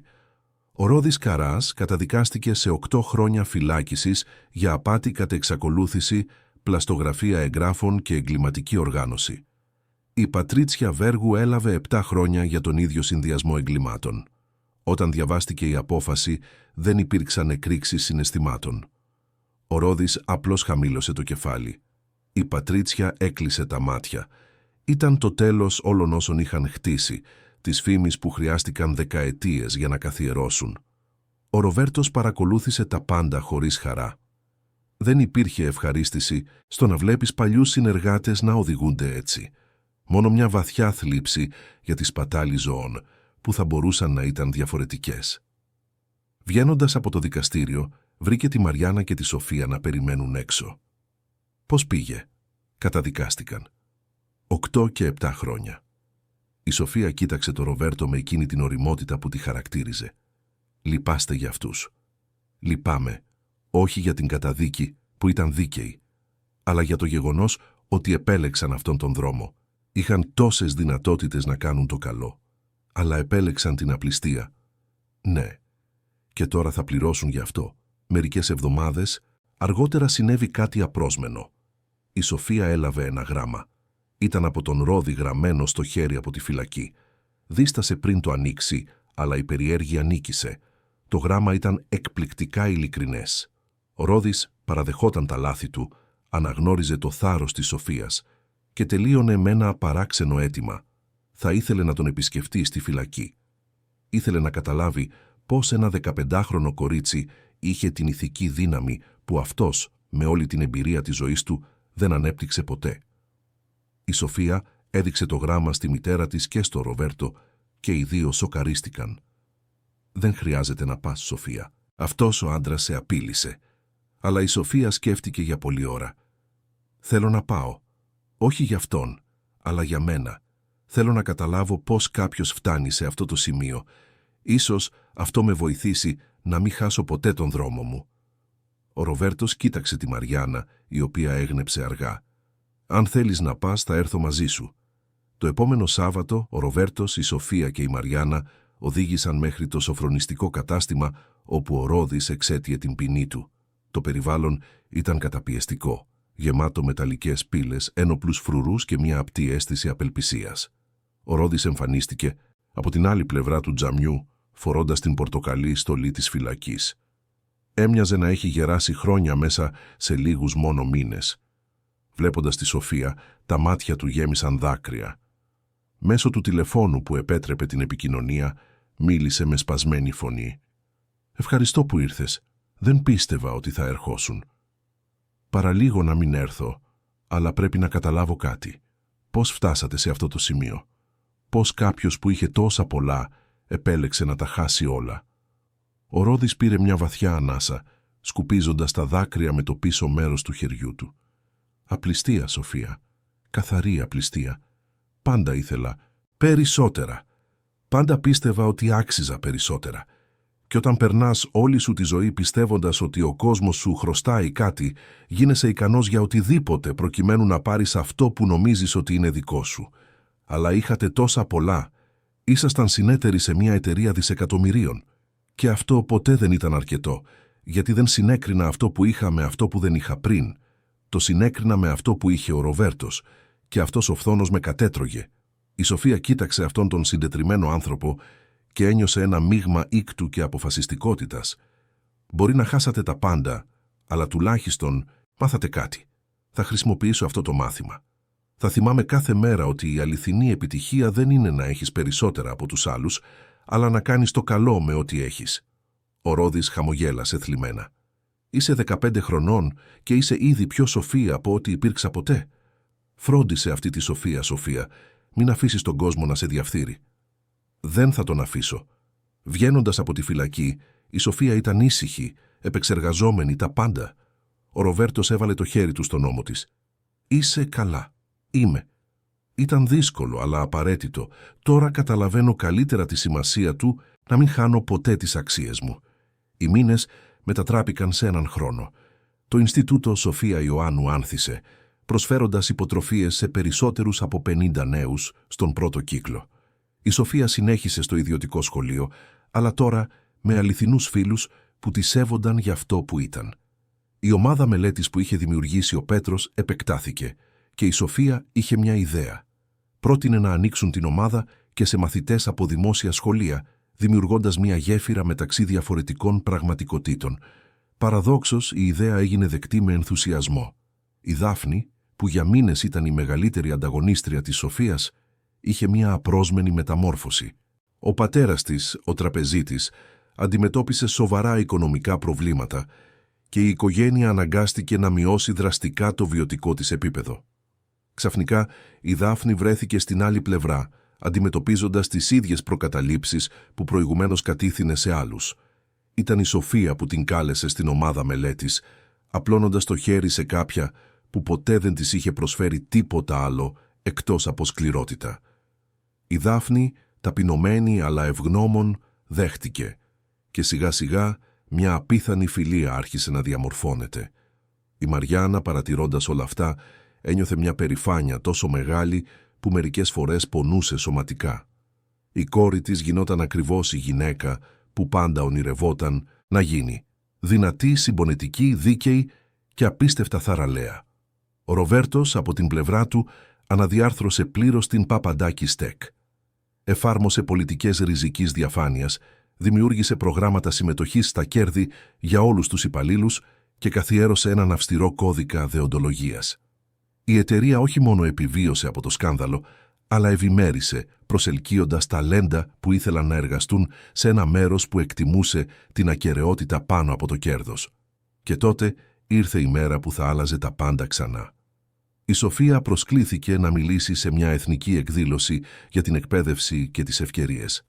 Θα μεταδιδόταν ζωντανά από την τηλεόραση σε ολόκληρη τη χώρα.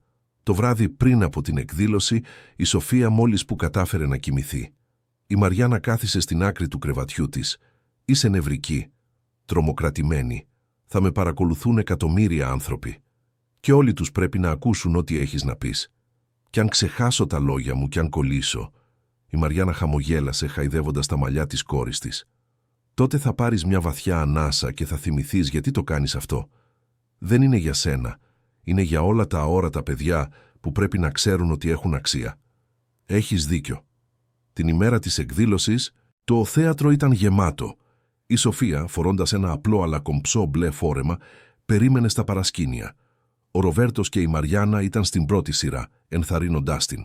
Όταν ανακοινώθηκε το όνομά της, η Σοφία περπάτησε προς τη σκηνή με σταθερά βήματα. Κοίταξε το κοινό, τις κάμερες και άρχισε να μιλάει. «Το όνομά μου είναι Σοφία Ιωάννου. Πριν από έναν χρόνο ήμουν αόρατη. Όχι γιατί ήμουν διάφανη, αλλά γιατί ζούσα σε έναν κόσμο που επέλεγε να μην με βλέπει. Κόρη οικιακής βοηθού, μαθήτρια δημόσιου σχολείου, κάτοικος μιας απλής γειτονιάς. Για πολλούς ήμουν απλώς άλλη μία. Η φωνή της αντιχούσε στο θέατρο καθαρή και σταθερή. Αλλά είχα την τύχη να βρεθώ στο σωστό μέρος, όταν μια απάτη επρόκειτο να καταστρέψει όλα όσα ένας καλός άνθρωπος είχε χτίσει. Και είχα το θάρρος να δράσω. Όχι γιατί ήμουν ξεχωριστή, αλλά γιατί ήξερα ότι ήταν το σωστό. Το κοινό ήταν εντελώς σιωπηλό. Πολλοί άνθρωποι με αποκαλούν ηρωίδα. Αλλά δεν είμαι ηρωίδα επειδή κατήγγειλα μια απάτη. Είμαι ηρωίδα επειδή αρνήθηκα να αφήσω τον φόβο να με σιωπήσει. Επειδή επέλεξα να κάνω το σωστό, ακόμα και όταν θα ήταν πιο εύκολο να προσποιηθώ ότι δεν είδα τίποτα. Η Σοφία έκανε μια παύση αφήνοντας τα λόγια να διεισδύσουν. «Σήμερα θέλω να μιλήσω σε όλα τα παιδιά και τους νέους που νιώθουν αόρατοι, σε όλους εκείνους που νομίζουν ότι η καταγωγή τους καθορίζει το πεπρωμένο τους, σε όλους όσους ακούν ότι δεν είναι αρκετοί, ότι δεν ανήκουν, ότι δεν έχουν σημασία». Η φωνή της έγινε πιο έντονη. «Έχετε σημασία. Κάθε ένας από εσάς έχει ανεκτήμητη αξία. Κάθε ένας από εσάς μπορεί να αλλάξει τον κόσμο. Δεν χρειάζεται να σώσετε εταιρείες δισεκατομμυρίων για να είστε σημαντικοί. Μπορείτε να κάνετε τη διαφορά στις κοινότητές σας, στις οικογένειές σας, στις ίδιες σας τις ζωές». Τα δάκρυα άρχισαν να κυλούν ελεύθερα στο πρόσωπο της Σοφίας, αλλά δεν τα σκούπισε. Το θάρρος δεν έχει ηλικία, δεν έχει κοινωνική τάξη, δεν έχει χρώμα, φύλο ή διεύθυνση. Το θάρρος είναι η επιλογή να κάνεις το σωστό όταν θα ήταν πιο εύκολο να κάνεις το λάθος. Είναι η επιλογή να σηκωθείς όταν θα ήταν πιο βολικό να μείνεις ξαπλωμένος. Είναι η επιλογή να μιλήσεις όταν θα ήταν πιο ασφαλές να σωπάσεις.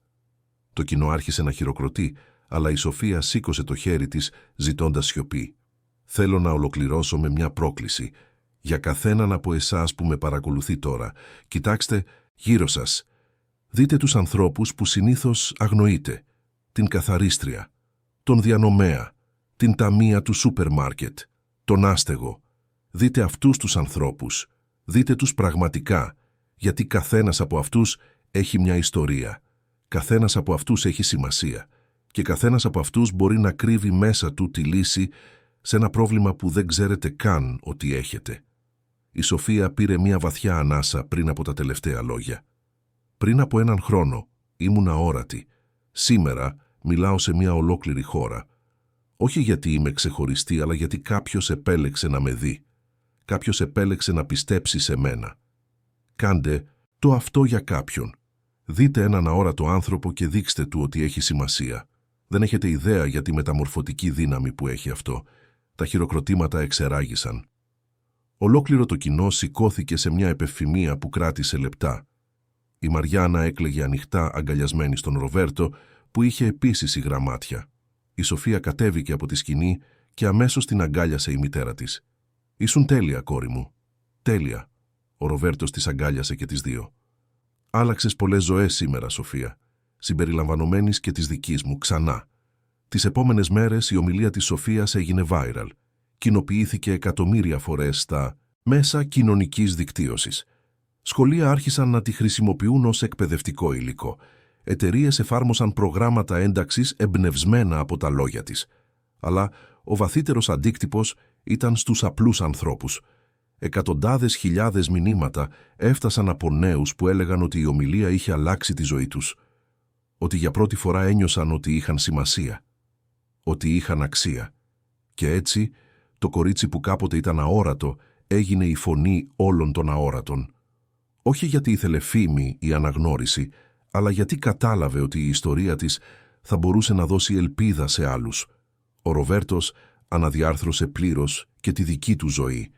Άρχισε να αφιερώνει τον μισό του χρόνο στο Ινστιτούτο, δουλεύοντας απευθείας με τους νέους υποτρόφους. Ανακάλυψε ότι το να κάνει τη διαφορά στη ζωή των ανθρώπων του έφερνε μια πολύ μεγαλύτερη ικανοποίηση από τη συσσόρευση πλούτου. Η Μαριάννα από την πλευρά της προήχθησε συντονίστρια του σπιτιού, με ευθύνες πολύ πέρα από τις οικιακές εργασίες. Ο Ροβέρτος την ενέπλεξε στις αποφάσεις για το σπίτι, για τις εκδηλώσεις του Ινστιτούτου, για τα πάντα. Δεν ήταν πλέον μια υπάλληλος, ήταν μέλος της οικογένειας. Και η Σοφία παρέμεινε Σοφία, μελετώντας, μαθαίνοντας, μεγαλώνοντας, αλλά τώρα με τη συνείδηση ότι η φωνή της είχε σημασία. Ότι οι επιλογές της είχαν βάρος. Ότι το να είσαι αόρατος στα μάτια κάποιον δεν σήμαινε ότι δεν είχες αξία. 1,5 χρόνο μετά από εκείνη τη μέρα που άλλαξε τα πάντα, ένα καλοκαιρινό βράδυ στην Αθήνα, ο Ροβέρτος, η Μαριάννα και η Σοφία διπνούσαν μαζί στον κήπο της έπαυλης. Τα απαλά φώτα δημιουργούσαν μια ζεστή ατμόσφαιρα καθώς συζητούσαν για τη μέρα. Η Σοφία σχολίασε ένα νέο έργο του Ινστιτούτου, να προσφέρουν υποτροφίες σε πόλεις της επαρχίας, επεκτείνοντας την εμβέλεια πέρα από την πρωτεύουσα. Ο Ροβέρτος χαμογέλασε. «Έχεις όλο και μεγαλύτερα όνειρα. Έμαθα από εσάς ότι το να ονειρεύεσαι μεγάλα είναι το πρώτο βήμα για να πραγματοποιήσεις μεγάλα». Η Μαριάννα κοίταξε την κόρη της με εκείνη την περηφάνεια που ποτέ δεν μειωνόταν. «Μερικές φορές ακόμα ξυπνάω νομίζοντας ότι όλα αυτά ήταν ένα όνειρο». «Δεν ήταν όνειρο, μαμά. Ήταν συνέπεια του να κάνουμε το σωστό». Ο Ροβέρτος σήκωσε το ποτήρι του με τον χυμό. «Στην υγειά μας, στο θάρρος, την ακεραιότητα και στην απόδειξη ότι ένας άνθρωπος, όσο αόρατος κι αν φαίνεται, μπορεί να αλλάξει τον κόσμο». Οι τρεις τους τσούγκρισαν κάτω από τα αστέρια, έχοντας συνείδηση ότι αυτό το ταξίδι που είχε ξεκινήσει με φόβο και τρόμο είχε μετατραπεί σε κάτι πολύ μεγαλύτερο. Μια ζωντανή απόδειξη ότι η καλοσύνη, το θάρρος και η δικαιοσύνη ήταν ακόμα ισχυρές δυνάμεις σε αυτόν τον κόσμο και ότι μερικές φορές, μόνο μερικές φορές, τα ευτυχισμένα τέλη συμβαίνουν πραγματικά σε αυτούς που τολμούν να κάνουν το σωστό. Τέλος της ιστορίας, αγαπητοί ακροατές, ελπίζουμε η ιστορία της Σοφίας, της Μαριάννας και του Ροβέρτου να άγγιξε βαθιά τις καρδιές σας. Αν συγκινηθήκατε με αυτό το ταξίδι θάρρους και μεταμόρφωσης, αφήστε το like σας σε αυτό το βίντεο, εγγραφείτε στο κανάλι και πείτε μας στα σχόλια ποια στιγμή σας σημάδεψε περισσότερο. Ήταν όταν η Σοφία είχε το θάρρος να φωτογραφίσει την απάτη. Όταν η Μαριάννα ρίσκαρε τα πάντα για να προστατεύσει το αφεντικό της. Ή όταν ο Ροβέρτος αναγνώρισε την αξία αυτών που ήταν πάντα αόρατοι στα μάτια του. Κάθε μέρα φέρνουμε έντονες και συγκινητικές ιστορίες σαν αυτή, που αποκαλύπτουν την πιο βαθιά πλευρά της ανθρώπινης φύσης, τον αγώνα μεταξύ του καλού και του κακού, μεταξύ της απληστίας και της ακεραιότητας. Ιστορίες που μας θυμίζουν ότι το θάρρος δεν έχει ηλικία, κοινωνική τάξη ή καταγωγή, αλλά γεννιέται από την επιλογή να κάνουμε το σωστό ακόμα και όταν είναι δύσκολο. Σας περιμένουμε στο επόμενο επεισόδιο με μια ακόμα αφήγηση που θα ταράξει τα συναισθήματά σας και θα σας κάνει να αναλογιστείτε τη δύναμη των μικρών πράξεων και των μεγάλων θάρρων. Μέχρι τότε, και να θυμάστε, ποτέ μην υποτιμάτε τη δύναμη ενός ανθρώπου που οι άλλοι θεωρούν αόρατο.